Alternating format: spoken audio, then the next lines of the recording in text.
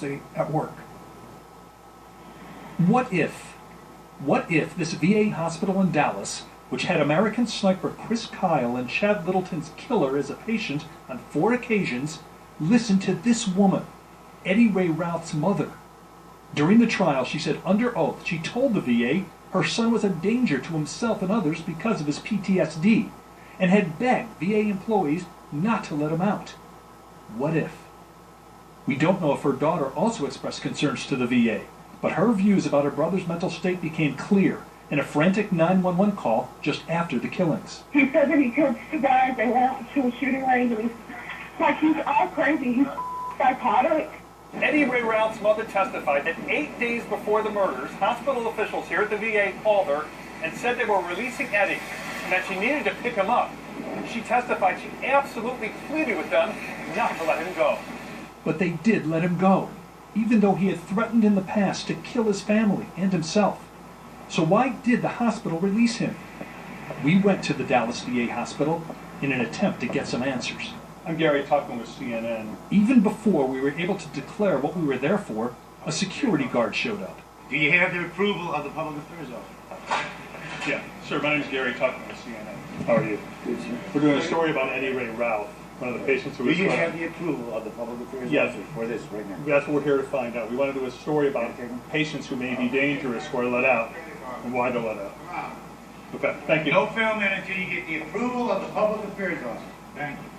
We were then ordered to turn off the camera, and the public affairs people said no to an interview, after telling us several days ago they would consider it, and then sending us a written response instead, in which the VA declared that due to federal regulations and the ongoing trial, we are not able to provide you with patient health information regarding Eddie Ray Routh, but then added, although post-traumatic stress disorder may be associated with increased risk of aggression, research shows individuals with PTSD are not dangerous.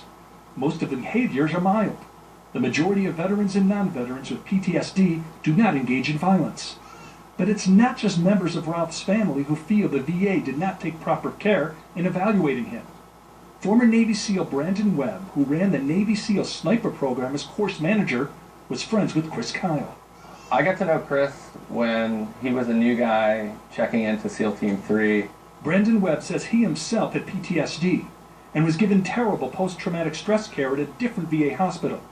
He says he was never clearly informed if the powerful drugs he was given were safe to take at the same time. I don't hold all of the blame on the VA, but they should have done a much better job of diagnosing this guy.